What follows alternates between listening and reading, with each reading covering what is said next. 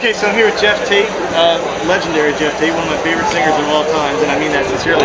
We just saw you kill it on stage. Now you're doing a lot of songs from Kings and Thieves. Can you tell me about She Slipped Away? Yeah, it's the second part of a trilogy that I began on the last Queensryche record with a song called Drive. And it's simply a song about driving in your car, getting in an argument with your spouse. I'm sure you've all been there. Occasionally. Is there a deeper meaning? I mean, is it just pretty much that simple? Because you're a good storyteller. Is it just pretty much an argument? That's it? I mean, well, it starts out as an argument and then it progresses. That's kind of what I was reading into it, and I guess I won't tip too much of it away there. Now, one of the things I like about watching your live set, you're a good storyteller. And for folks who haven't seen your new lineup yet, can you tell us a little bit about the New Orleans story for folks who haven't heard it? Oh yeah. The New Orleans story. I'm trying to think. There's so many New Orleans stories. Yeah, every time I go to New Orleans, something strange or fantastic happens. It's always an adventure. It's a great place to go, you know. And my family's from New Orleans, so oftentimes they, every time I go there, they take me out to like a new place that I've never been before. And so maybe I get a little bit more experience with it than most people do. But last time I was there, they took me out to this club where they were performing this voodoo ritual. And I thought, you know, voodoo ritual has to do with chickens and all this stuff, but it doesn't. And that's kind of a stylized Hollywood thing, you know. But it was very cool. I mean, people were singing and dancing all night. And I just had a really great time with it. And so I wrote a song about some of the conversations I had that night with people. And one of the conversations turned up on the new album. It's called In the Dirt.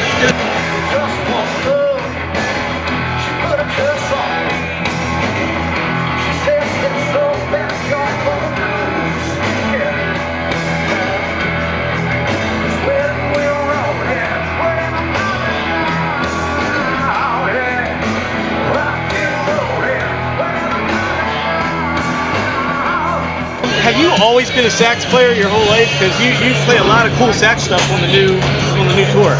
Yeah, well, I've been playing since I was a kid.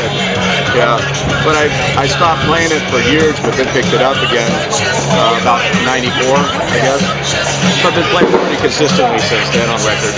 I think it's one of the cool things about seeing you live now, is because people don't always know that aspect of it. I think it's really awesome to see that on stage. Now, every time I hear somebody talk about you, you're always in like their list of top singers ever. How long have you known you could do that?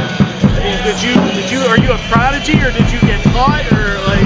Well, I started with music, you know, when I was about 9, and I really didn't discover, you know, singing until I got to be in high school. And about that time, it was, you know, the '70s, and all the rock music was being made at that time. So, you know, I just kind of fell in with it because I already was in band. I was playing keyboards and saxophone and everything. So singing was kind of like the next step, you know. And I opened my mouth one day and I could do that. So who found you? I mean, like, did a teacher find you, or did a band find you? I found a band. Actually, my grandmother had moved, went on vacation for the summer and left me in charge of her house. So what did I do? I invited my friends who were in a rock band to rehearse in her house all summer. So it ended up being a big party place, and that's where I started singing in band, was there in my grandmother's living room.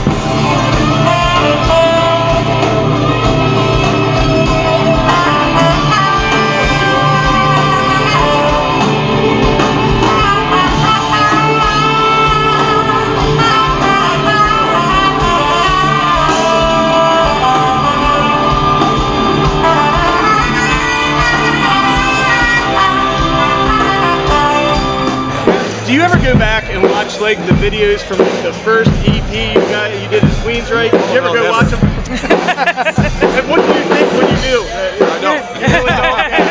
I was kind of wondering about that with bands. So what's next? It's like going and looking at your yearbook picture. You don't do that. Yeah, she does. I do. I think it's a girl thing. Yeah, they like to do that. They like to make fun of you. Hey, look how weird your hair looks. Yeah. How's the wine business going? The wine is flowing. Yeah, really, really well. Can folks like go online and find wine for the holidays and whatnot? Where can they find that? Well, you can find it at your distributor, like your local wine shop. Just ask for it, and they'll get it for you. Or you can go onto geofftate.com and look for the little button that says Insania. Push that button, it'll take you to the winery.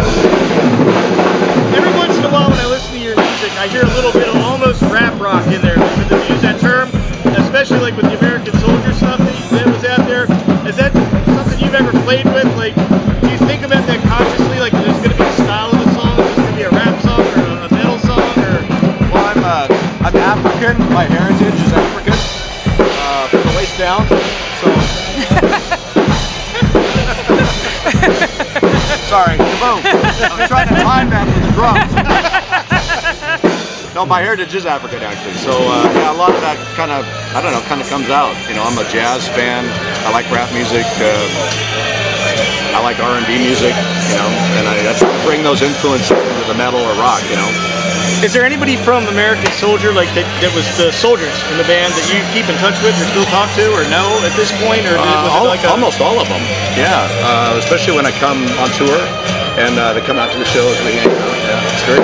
I've met so many cool people making that record, doing all the interviews with different people. And any thoughts of doing like another concept type album?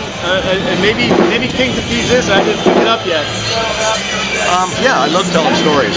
You know, absolutely. I always kind of envision. Have you ever done anything on stage? Like I know with Queensryche, you kind of had like an acting kind of thing going on there. Have you ever thought of doing like a play with some of your songs or a musical, or has that ever come out?